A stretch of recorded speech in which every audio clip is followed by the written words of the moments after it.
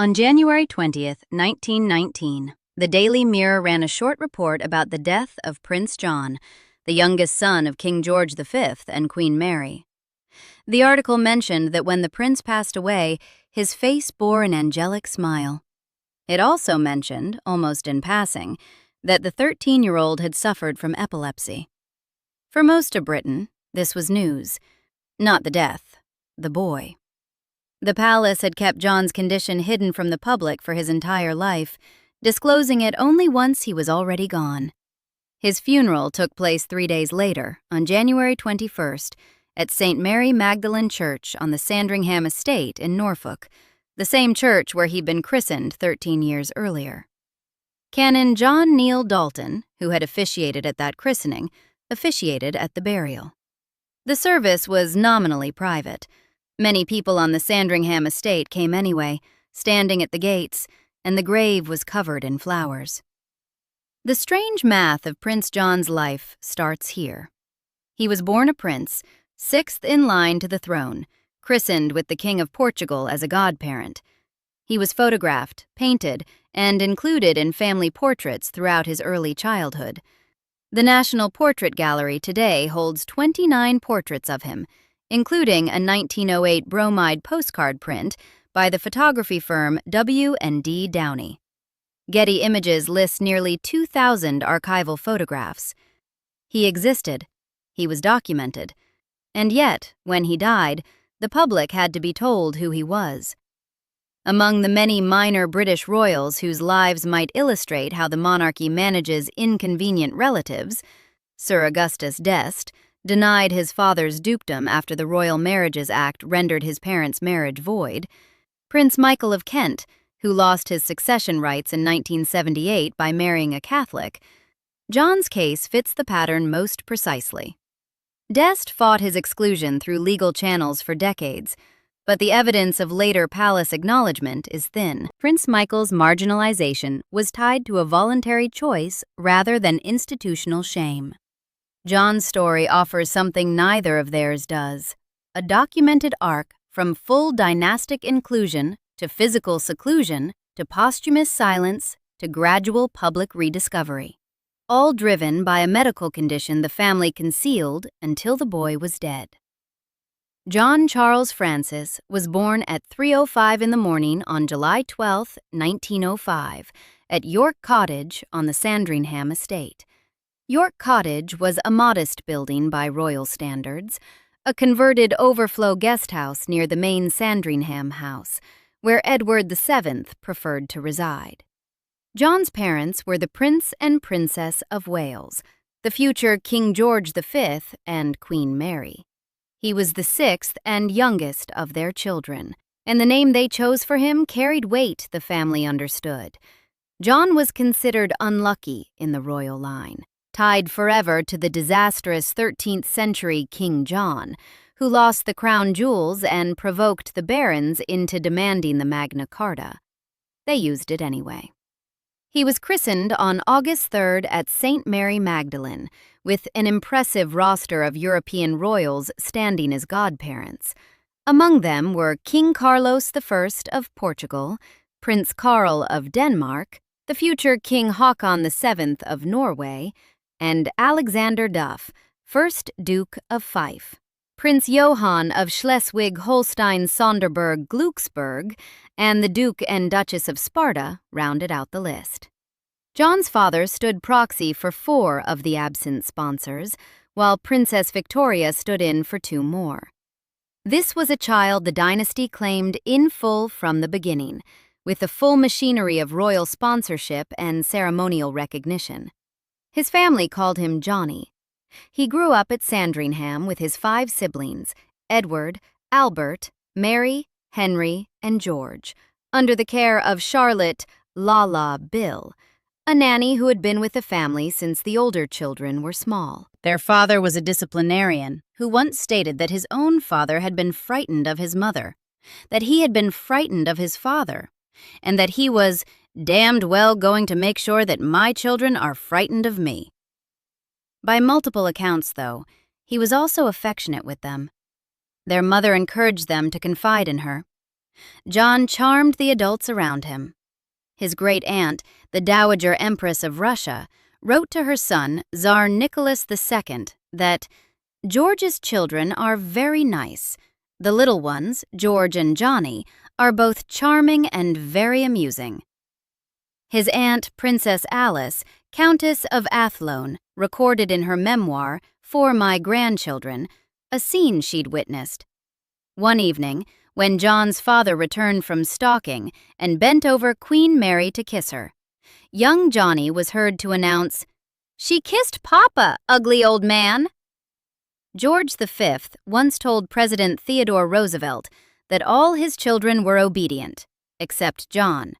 Apparently because John alone, among the 6 royal children, managed to escape their father's punishments. Photographs from the period show him on a shopping trip with his brother George, posing in family groups with his siblings arranged in careful rows, sitting in his mother's arms as a baby, with the whole family pressing in around him. A 1910 portrait by the Downey firm captured all 6 children together. John in the front row, his older brother Bertie resting a protective arm on his shoulder, in the year their father became king. Other images from the period show John outdoors at Sandringham, dressed in a sailor suit, grinning at the camera. He was visible. He was present.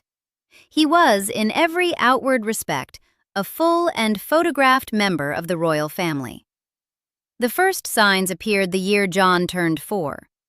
In 1909, he experienced his first epileptic seizure and began showing signs of what later medical literature would describe as a developmental condition. A 2001 article archived by PMC referred to epilepsy and pervasive developmental issues, though the truncated medical record makes a retrospective autism diagnosis uncertain. Where he'd been described as large and handsome as a baby, the biographer James Pope Hennessy noted he had become winsome and painfully slow by age 4 in his biography, Queen Mary. His behavior diverged from his siblings in ways that couldn't be hidden in the nursery. More impulsive, less governed by the social rules everyone else seemed to absorb without thinking. A 2008 Channel 4 documentary on John noted that he simply didn't understand he needed to behave. His father ascended the throne in May 1910. The coronation was held on June 22, 1911, at Westminster Abbey. John didn't attend. The stated reason was that the ceremony was too risky for his health. The biographer Raymond Lamont Brown, in Royal Poxes and Potions, noted that John was at this point deemed not presentable to the outside world, a phrase that collapses the distance between medical caution and institutional image management into a single, suffocating judgment. He was 6 years old. His father, to his credit, continued to show him what Lamont Brown described as kindness and affection. But the gap between how the family treated John privately and how the institution managed his public existence was already widening. In 1912, his closest sibling, George, began at St. Peter's Court Preparatory School in Broadstairs. The following summer, the Times reported that John wouldn't be attending Broadstairs the next term, and that the King and Queen hadn't decided whether to send him to school at all. They never did. He was educated at home by tutors, but progress was limited and grew worse as his seizures intensified. By 1913, the last official portraits of him were commissioned. He was 8. After that, the formal apparatus of royal image-making, the photographers, the poses, the carefully staged group compositions, simply stopped including him. The outbreak of the First World War in August 1914 accelerated his isolation. His parents were consumed by official duties, George V visiting troops, Queen Mary working with war charities. His older brothers were either at boarding school or serving in the military. Edward was in France. Albert was at sea with the Royal Navy. John's world at Sandringham grew quieter and more confined, his companions reduced to La La Bill and whatever staff attended the nursery. No one was hiding him with a single dramatic decision. The machinery of royal obligations simply moved everyone else out of his orbit, and no one moved him back in. In 1916, as his seizures became more frequent and more severe, John was sent to live at Wood Farm, a house on the Sandringham Estate, separate from the main residence. He was 11. His governess Lala Bill went with him and assumed full responsibility for his care. Queen Mary recorded the move in her diary. "Johnny went to stay at Wood Farm, his new little home," she wrote on January 31st. "He is quite comfortable." Wood Farm was a functional property on the estate's grounds. Not a grand residence, but not a ruin either. It would later serve as Prince Philip's primary Norfolk retreat in his retirement. In 1916, it became John's permanent address. He had a small household: Lala Bill, a tutor, until that tutor was dismissed after the boy made no educational progress, a coachman, a cook, and a maid. His formal schooling ended entirely. Physicians warned that he was unlikely to reach adulthood. Epilepsy in the early 20th century was profoundly misunderstood. It was classified by many physicians as a form of mental illness and treated primarily through segregation. People with epilepsy were routinely placed in colonies or institutions and cut off from their communities. The British Epileptic Association later observed that there was nothing unusual in what the King and Queen did. At that time, people with epilepsy were put apart from the rest of the community.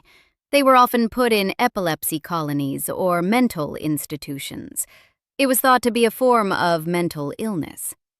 The association added that it was another 20 years before the idea that people with epilepsy shouldn't be segregated began to take hold.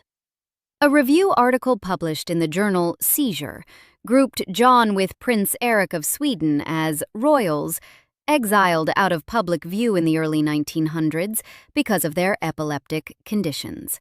A continental pattern, not a uniquely British cruelty. But there was also something beyond medicine operating beneath the surface.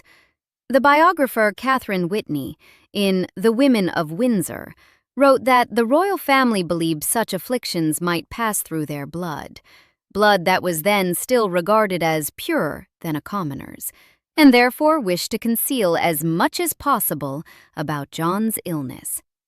The Oxford Dictionary of National Biography entry for John, written by K.D. Reynolds, described the family as frightened and ashamed of John's illness.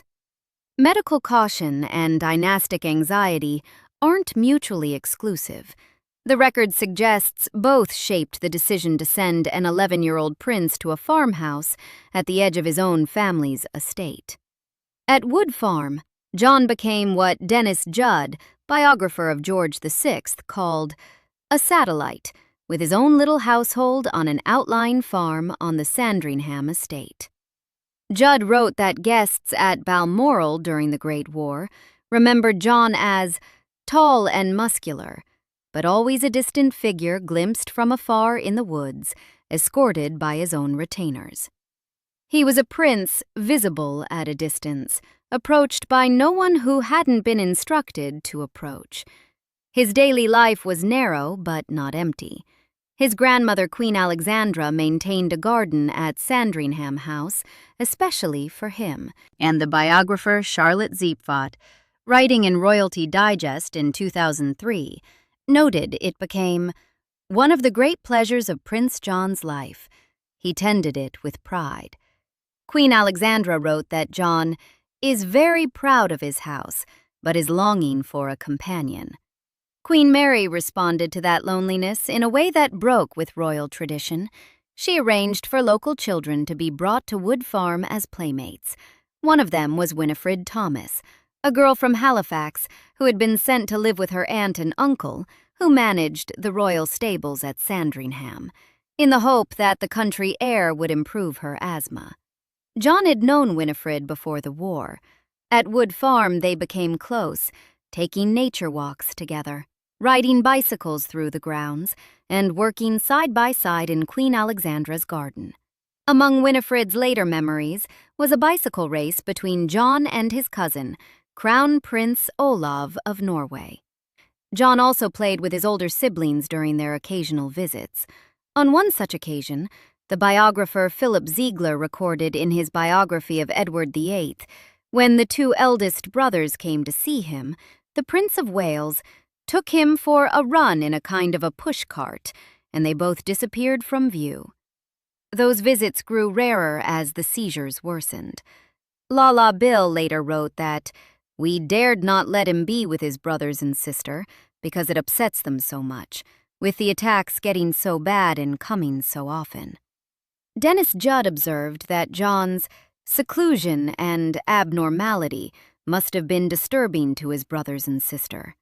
He'd been, Judd wrote, a friendly, outgoing little boy, much loved by his brothers and sister, a sort of mascot for the family. John retained an interest in the world around him. Zeepfat described him as capable of coherent thought and expression. He was excited when Zeppelins flew over the estate.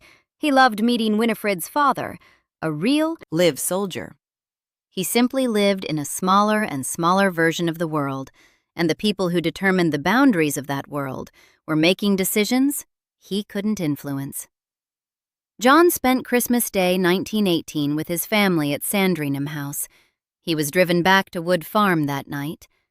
On January 18, 1919, he suffered a severe seizure and died in his sleep at 5:30 in the afternoon. He was 13 years old. Queen Mary wrote in her diary that the news was a great shock, though for the poor little boy's restless soul, death came as a great relief. She and George drove down to Wood Farm immediately. "Found poor Lala very resigned but heartbroken," Mary wrote. "Little Johnny looked very peaceful lying there." In a letter to an old friend, Emily Alcock, Mary expanded on her grief in terms that mixed genuine sorrow with the language of relief. "For him, it's a great relief, as his malady was becoming worse as he grew older, and he has thus been spared much suffering. I can't say how grateful we feel to God for having taken him in such a peaceful way. He just slept quietly into his heavenly home. No pain, no struggle, just peace for the poor little troubled spirit, which had been a great anxiety to us for many years, ever since he was 4 years old." She added, "The first break in the family circle is hard to bear, but people have been so kind and sympathetic, and this has helped us much." George V described his son's death as the greatest mercy possible. Queen Mary recorded that Canon Dalton and Dr. Brownhill, John's physician, conducted the funeral service, which was awfully sad and touching. Many of our own people and the villagers were present. We thanked all Johnny's servants who have been so good and faithful to him. Queen Alexandra, who had buried her own son at that same church, Prince Alexander John of Wales, who had lived for only a single day in 1871, wrote to Mary afterward, "Now our two darling Johnnies lie side by side." Edward, Prince of Wales, John's eldest brother, 11 years his senior, and the future King Edward VIII, regarded the death differently. The biographer, Philip Ziegler, recorded that Edward saw it as little more than a regrettable nuisance. To his mistress at the time, he wrote that the poor boy had become more of an animal than anything else. He also sent a letter to Queen Mary, now lost to history, that was apparently so insensitive she refused to reply. Edward later felt compelled to apologize in writing. "I feel such a cold-hearted and unsympathetic swine for writing all that I did. No one can realize more than you how little poor Johnny meant to me, who hardly knew him. I feel so much for you, darling Mamma, who was his mother." When letters containing Edward's words surfaced decades later, the cruelty registered as something more than one man's callousness.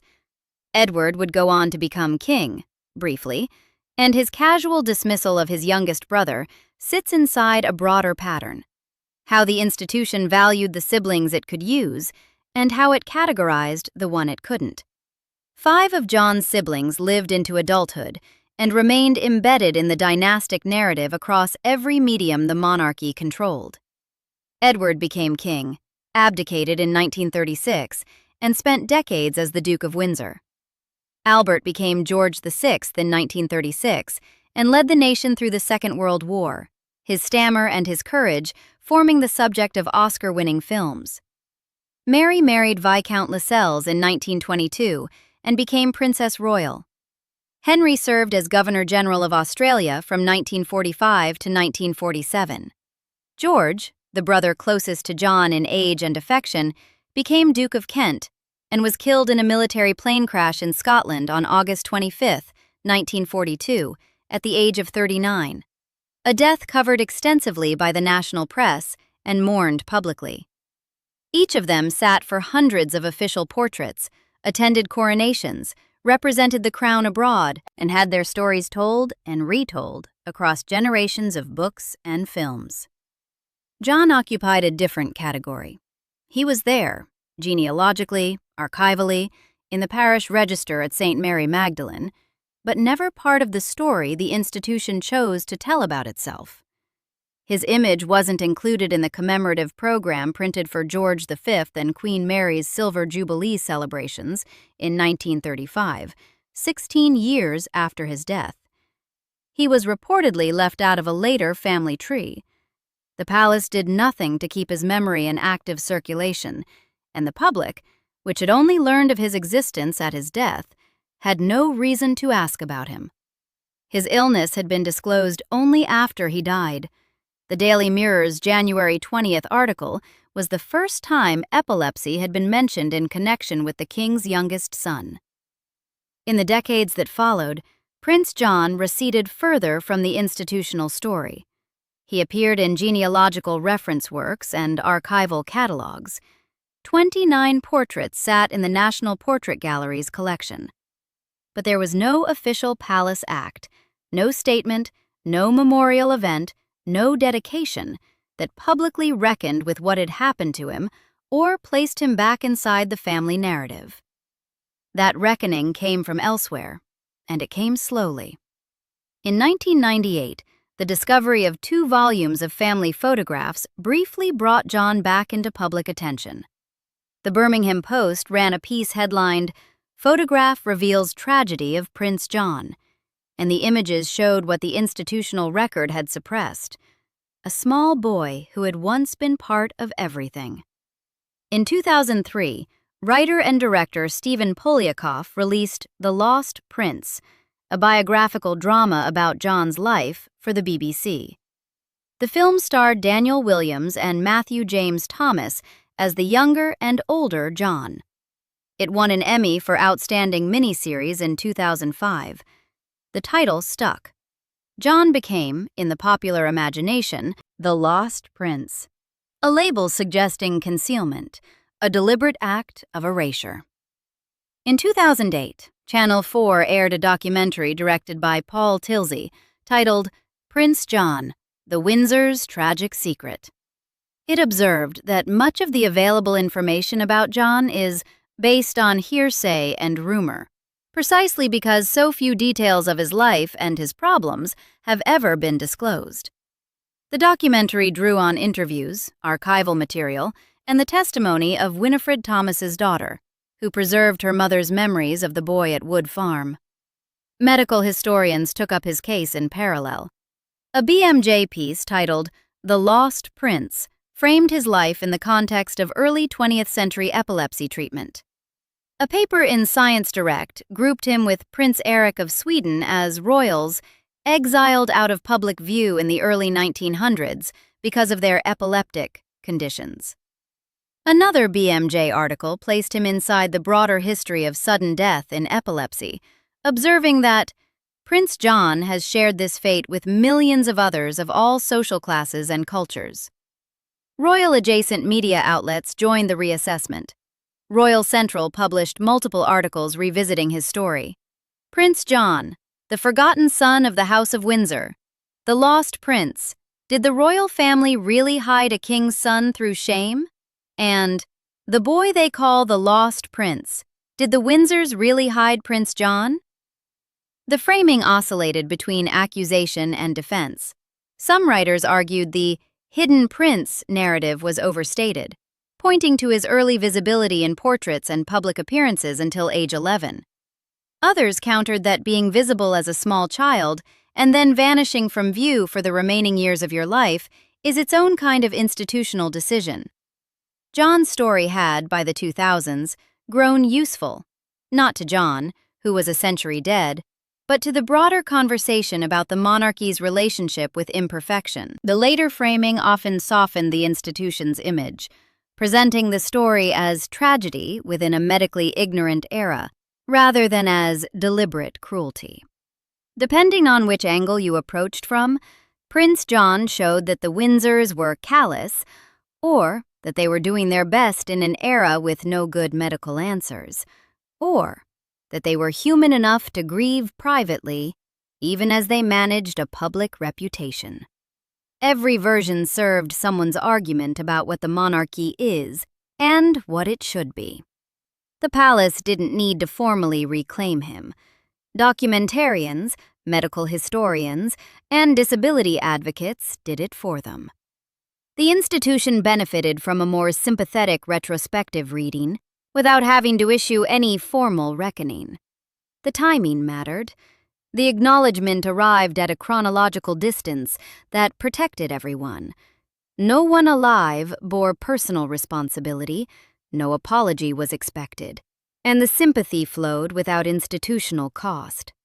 Prince John's story became part of the modern case for the monarchy's emotional depth, folded into a narrative of progress rather than accountability.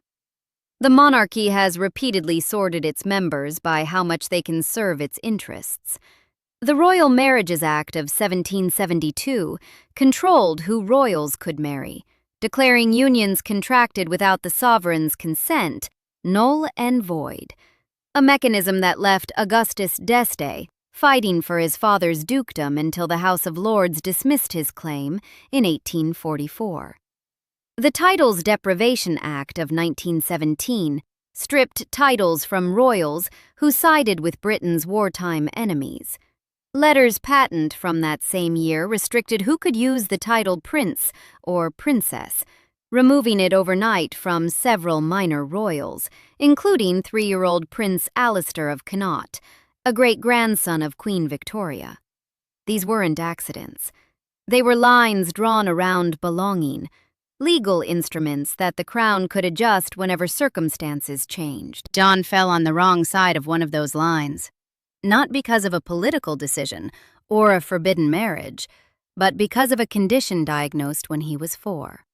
His 5 siblings attended coronations, married into dynasties, served as governors and military officers, sat for official portraits well into their adult lives, and had their deaths covered extensively by the national press.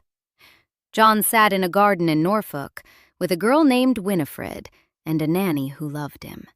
Today, if you visit St Mary Magdalene Church on the Sandringham Estate, the parish church where generations of royals have been christened, and where the royal family still attends services each Christmas, you can find Prince John's grave in the churchyard, on the south side of the church. It's marked with a simple Celtic stone cross. Photographs of the grave appear on travel review sites, posted by visitors who came for the royal connection and stumbled onto a story they didn't know. The National Portrait Gallery holds 29 portraits. Getty Images lists nearly 2,000 photographs.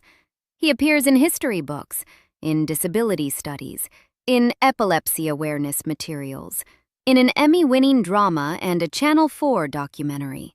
He has a steadily growing body of popular and academic writing devoted to his 13 years of life.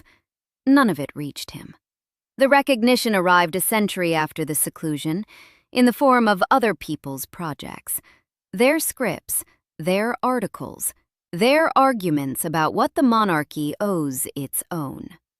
The palace absorbed the warmth of a rediscovered prince without ever having to account for how he was handled the first time around.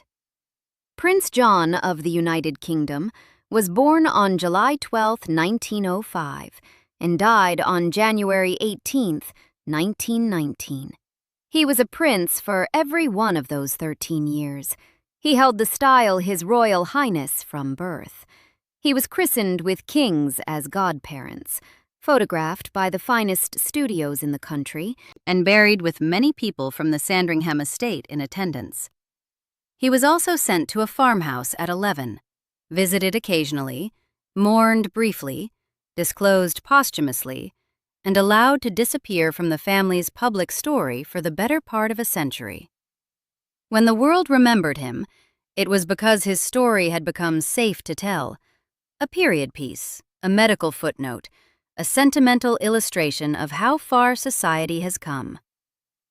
Charlotte Lala Bill, born December 9, 1875, who had nursed John from his first day alive in 1905 until his death in 1919, lived until December 13, 1964, 45 years after John died.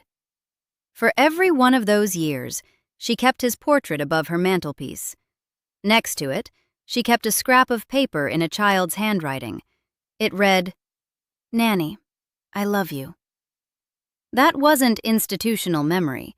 It wasn't a documentary reassessment or a cultural reframing or a retrospective that made the Windsors look compassionate at a comfortable distance.